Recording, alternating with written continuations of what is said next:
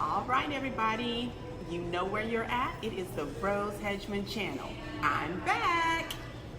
Wings, but now I shine with your reflection on me. I'm getting back up on my feet. That you showed up was written in my palm. You are a statement, explode like a bomb. I get to push myself to victory. You make me winner. You cut me loose and set me free. You make me win in every way. You showed me how to spread my wings. Yes, I'm the winner of the day. You cut me loose and set me free. All right, everybody, welcome back to my channel. How is everyone doing? You're going to hear a little bit of noise, but don't let that deter you. Pay attention, pay attention. So I know I took about a week to a 2-week vacation. I apologize. I know. But we're back. We have some excellent content, and I'm really excited about today's show. Super excited. So make sure you comment, make sure you subscribe, make sure you share, right?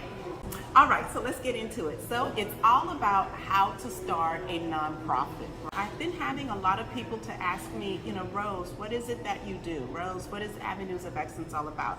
I know about the finishing school. I know about things you're doing as far as in the community, helping young people, youth, and adults for that matter. I'm not just going to say youth, but we help youth and adults in the community. But what is it that you do? And then I have another question that comes to me sometimes, and people ask me, I know you have a nonprofit, but I don't get it.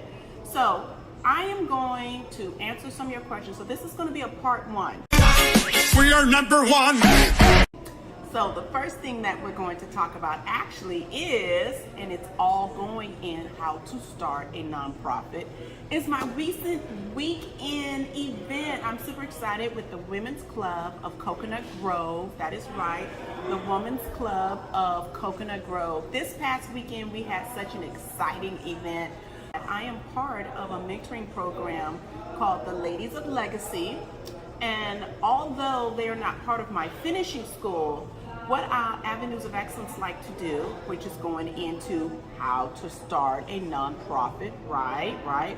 So what Avenues of Excellence do, what I do, is I reach out to 2 entities in the Miami area. So we have the Ladies of Legacy, which is in Coconut Grove, which you're getting ready to see all about. And then I also have another phenomenal online mentoring program that's in the North Miami area.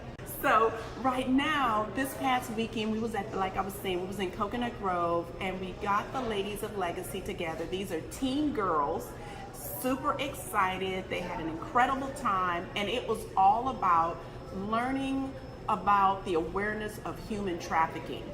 Ladies of Legacy Mentee Program, the Coconut Grove Negro Women's Club. And I would be remiss if I did not, this is our co-chair, Ms. Rose Hedgemond, but I have to have Mrs. Loretta Whittle, our president of our organization, to say some words first. Good morning, everyone. And thank you so very much for having the Coconut Grove Negro Women's Club here at your club, the Coconut Grove Club. We are indeed appreciative of the efforts that you have made for us this morning. So many times we're looking for the missing kid, but that kid is not necessarily missing. And sometimes we're only looking for the girls, but we didn't identify the young boys. And many times we're looking only for the men to be the trafficker, but there are women traffickers, right? And so for me, it was sexual abuse that took me out of my home. The statistic says 1 out of every 3 women would be sexually abused before the age of 18. Which is scary, right? How many women you know? How many women you know, and then you go 1, 2, 3, probably one of those was sexually abused. 1, 2, 3, one of those was sexually abused. That's scary. And I say statistics because I'm not really good at statistics. I don't study statistics because most times statistics is still not the truth. What about the person that didn't report it? What about the person that's still living in fear? Because you don't know that there's amazing people that are there to help you, right? Statistics only show you a small glimpse into the problem. So the Ladies of Legacy had an incredible time at the Women's Club of Coconut Grove. They learned a lot, and I was able to continually teach them out of my book, Red Carpet Girl. So now let's get into the topic of why we're here. Rose, you're supposed to be talking about how to start a nonprofit. I've already been telling you. What do you mean? If you don't start your nonprofit based off of something that you're very excited about and you're very passionate about, and something that you see in the community that's going to improve the area, improve society, improve something, it's not going to work. So the first thing is find something that you're passionate about. Find something that your city, your municipality, the government is saying, you know, hey, listen, we can't really target that right now, but if you started, let me say it again, if you started, there are funds set aside that we will, you know, give you so you can do your nonprofit. You know, another reason why that is important is because, let me tell you folks, some days it's going to get really difficult, right? Some days you're going to have a lot of people to tell you, no, this isn't in alignment with what our business is. No, we don't have funds for that. No, we're already partnering with another organization. No. Some days you're going to get so many no's that you're going to go home and you're just going to say, you know what, why am I doing what am I doing? But if you know your mission, and you know your vision, and you know why you want to do this, and you know it's going to be something beautiful and something that is going to be a huge success in your community, that's going to keep you going, folks. So the first one is know what the mission is, know what the vision is, know why you want to do what you do. Number two, do your research. What's in the industry? What's out there? What are some corporations you can partner with? What are some organizations you can partner with? How can you spread your brand? Hold, please. Do you like my cup? Let me tell you, everyone, I really love my cup. Lamantha's smiling at me, but Lamantha, do you like my cup? I am impressed. It's sparkly, right? And pretty. I like my cup. Okay, so number two, everyone, you have to have fun with this. Number two, everyone, you have to do your research. Thus, me showing you clippings of the Women's Club of Coconut Grove and the Ladies of Legacy, that's part of the Coconut Grove Negro Women's Club.